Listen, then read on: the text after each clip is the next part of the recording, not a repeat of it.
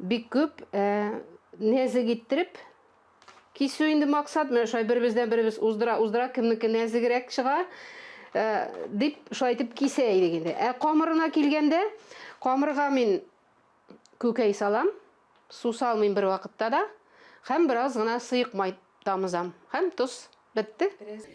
Фирдәүснең гомерлек мәхәббәтен очратуында да беренче сәбәпче җыр. Элек бит инде бар иде, районнар килә иде отчет концертлары белән әйме. 6 автобус белән килдек Чирмешән районыннан. Шушы вакытта менә радиога килдек, Татарстан радиосына. Аннан алып бардылар безне телевидениегә. 2 мәдәният сарайында концерт бирдек Казанда. Район үзешчәннәре концертын карарга әлбәттә инде Чирмешән ягында туып үскән күренекле якташлар килми калмый. Ул көнне бәйрәм кичәсенә Татарстан телевидениесе алып баручысы Фаил Мөхәммәтов та, аның энесе радиожурналист Фәнис тә килә. Фаил абый хат яза икән монарга, записка язышып утыралар икән шушы концертта. Бу кыз безгә булырга тиеш ди. Фәридә апа укый икән шушы уртада утыра бит инде, шушыны укыганда, дип баш селкегән инде. Кич белән булар алып кайттылар. Апаларына инде мине Фәридә апа белән Фаил абый килеп чакыргачтан, миңа шундый зур дәрәҗә булды инде. Фаил абый бит инде нидә телевидениедә эшли, зур кеше, дәрәҗәле кеше. Районда беләләр. Бик зур дәрәҗә булды, апаларына алып кайттылар. Ул үзенчә бер таныштыру булган икән, но егет юк. Алар очраша әлбәттә, ләкин ул көнне түгел, иртәгесен радиода. Интервью алды инде Фәнис миннән, аннарсын ниндидер шушы җырымны куйдылар. Анда бит инде язып калдырасың. Кайсы районнан, кайсы авылдан исем фамилияңны язып калдырасың. Адресны алып калуы юкка булмый билгеле. Карт буйдаклар яшенә җитеп килгән Фәниснең. Нават инде менә беренче тапкыр күрдем дә менә шушы алтын су чәч, зәңгәр күлмәкләр, кыңгырт күзләр име, ничектер менә арада ул аерылып тора. Шул хәтле менә нәрсә дим, затлы булуы белән шул хәтле һәм зыялы булуы белән. Чирмешән районының Урман асты Үтәмеш авылы мәктәбендә укытучы булып эшләгән Фирдәүскә бер юлы 2 хат килеп төшә. Каралым әйтәм, егет кеше ничек иттереп матур яза икән дип инде. Шулай иттереп безнең арада менә шундый хат алышу китте. Менә шулай булды безнең танышу. Кәеф әйбәт булганда яшел төстәге шундый кәгазь белән язам инде. Сагыш булганда сары төс белән язам инде. Аннары теге бөтенләй инде нигә җавап язмыйсың дип ачу килгән вакытларда кызыл төс белән шундый шулай яза идем. Уңган хәлбәт инде. Хәзер иләнешергә бит инде. Әтигә әйтәм, әти менә быел иләнермен инде, әйтәм, шундый кыз бар. Кем инде ул кызым дип әйткән юк бит әтигә. Әйтәм, ул чагыдай кызым әйтәм, җырлый да инде әйтәм, әтигә әйтсәм шулай үлгән. Беләм улым диде әти. Мин радиода эшли башлаган 80 елда эшли башладым. 85 елда безнең телевидениедә әйме. Аның турында тапшыру булган икән. Газиз Кашапов үзелде язган булган ул тапшыруны. Иләшкәч тә бит инде. Теге без кайтабыз, әти тегендә хамашулык токмачларын күчләрдән кистереп куя, ашаргасын куя, шулпасын әзерли, күзеннән яшь кенә таммый инде менә шул хәтле теге зарыгып китә инде. Кызым дип теге, улым дип безне шулай каршыта иде. Ул гомер буе Җанап менә Фирдәүсне яратты. Ул аңа әйтә иде. Кызым, син дә ятим, безнең әти үзе дә бер яшьтә ятимлектә үскән. Син дә ятим, менә хәзер инде әнигез дә юк, мин дә ятим. Без бергә булырга тиеш дип гел шулай аны киңәшләр биреп яшиләр ялар. Менә шул. Гаилә нигезе тәүфиклы балалар. Фәнис белән Фирдәүснең бер артлы туган балалары инде буй җиткән. Безнең өчен алар һаман сабый ди кайгыртучан әти. Мин язмышымнан канәгатьмен дип уйлыйм. Ни өчен дигәндә, мин һәр вакыт хыялландым. Мине аңлый торган хатыным булса иде, бер малай да, бер кызым булсын иде дип хыялландым. Һәм инде шушы хыялларым чынлапта чынлашты дип уйлыйм. Чөнки тормыш кичү җиңел түгел бит инде ул. Менә Фирдәүснең шул ягы миңа ошый.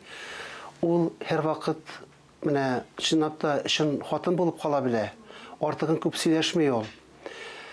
Һәм иң мөһим миңа ошаган гадәте, ул менә безнең инде ул хәтле ачуланышкан да юк. Вакыт булса да, аңлашылмаучылык булса да, ул минем туганнарыма ул турыда бер кайчан да бер сүз әйткән юк. Киресенчә, минем белән бер төрле сөйләшсә, алар янында мине мактап күрсәтә. Менә шулай итте, ул шулай эшлә дип, менә шушы гаятен ярата менә. Менә хәзерге заманда андый хатын-кызлар аз бит алар. Гомумән.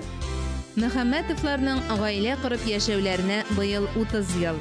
Бәхетле гаиләләр бер-берсенә охшаган ул, ләкин һәр гаилә дә үз бәхетенә үз юлы белән килә. Бәхетемнең бер канаты яраткан эшем, мәктәп, укучыларым, икенчесе гаиләм ди Фирдәвес Мөхәммәтова.